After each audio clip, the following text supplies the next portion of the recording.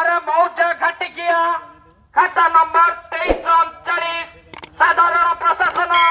plot number 9037 अंश area